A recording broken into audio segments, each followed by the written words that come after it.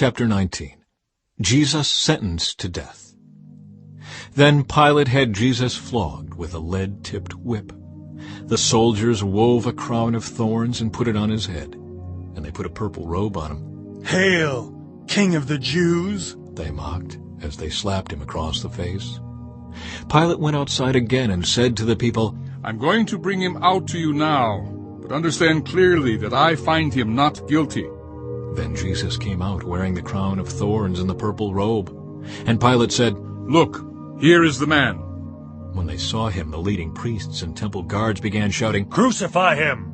Crucify him!" "Take him yourselves and crucify him," Pilate said. "I find him not guilty." The Jewish leaders replied, "By our law, he ought to die because he called himself the Son of God." When Pilate heard this, he was more frightened than ever. He took Jesus back into the headquarters again and asked him, "Where are you from?" But Jesus gave no answer. "Why don't you talk to me?" Pilate demanded. "Don't you realize that I have the power to release you or crucify you?" Then Jesus said, "You would have no power over me at all unless it were given to you from above. So the one who handed me over to you has the greater sin." Then Pilate tried to release him, but the Jewish leaders shouted, "If you release this man, you are no friend of Caesar. Anyone who declares himself a king is a rebel against Caesar." When they said this, Pilate brought Jesus out to them again. Then Pilate sat down on the judgment seat on the platform that is called the Stone Pavement, in Hebrew, Gabbatha. It was now about noon on the day of preparation for the Passover. And Pilate said to the people, "Look, here is your king." "Away with him! They yelled. Away with him! Crucify him!" "What? Crucify your king?" Pilate asked. "We have no king but Caesar," The leading priests shouted back. Then Pilate turned Jesus over to them to be crucified. The crucifixion. So they took Jesus away. Carrying the cross by himself, he went to the place called Place of the Skull, in Hebrew, Golgotha. There they nailed him to the cross. 2 others were crucified with him, one on either side with Jesus between them. And Pilate posted a sign over him that read, "Jesus of Nazareth, the King of the Jews." The place where Jesus was crucified was near the city, and the sign was written in Hebrew, Latin, and Greek, so that many people could read it. Then the leading priests objected and said to Pilate, "Change it from the King of the Jews to, 'He said, I am King of the Jews.'" Pilate replied, "No, what I have written, I have written." When the soldiers had crucified Jesus, they divided his clothes among the 4 of them. They also took his robe, but it was seamless, woven in one piece from top to bottom. So they said, "Rather than tearing it apart, let's throw dice for it." This fulfilled the scripture that says, "They divided my garments among themselves and threw dice for my clothing." So that is what they did.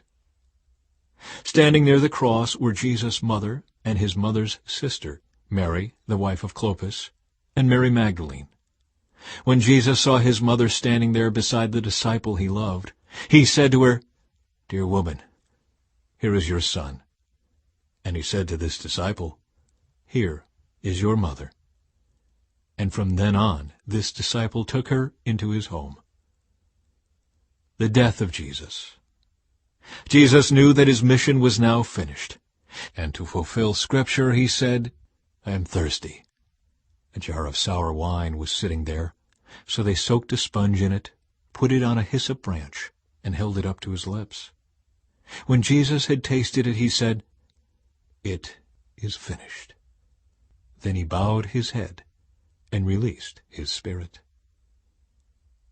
It was the day of preparation, and the Jewish leaders didn't want the bodies hanging there the next day, which was the Sabbath, and a very special Sabbath, because it was the Passover. So they asked Pilate to hasten their deaths by ordering that their legs be broken. Then their bodies could be taken down. So the soldiers came and broke the legs of the 2 men crucified with Jesus. But when they came to Jesus, they saw that he was already dead, so they didn't break his legs. One of the soldiers, however, pierced his side with a spear, and immediately blood and water flowed out. This report is from an eyewitness giving an accurate account. He speaks the truth so that you also can believe. These things happened in fulfillment of the Scriptures that say, "Not one of his bones will be broken," and "They will look on the one they pierced." The burial of Jesus. Afterward, Joseph of Arimathea, who had been a secret disciple of Jesus, because he feared the Jewish leaders, asked Pilate for permission to take down Jesus' body.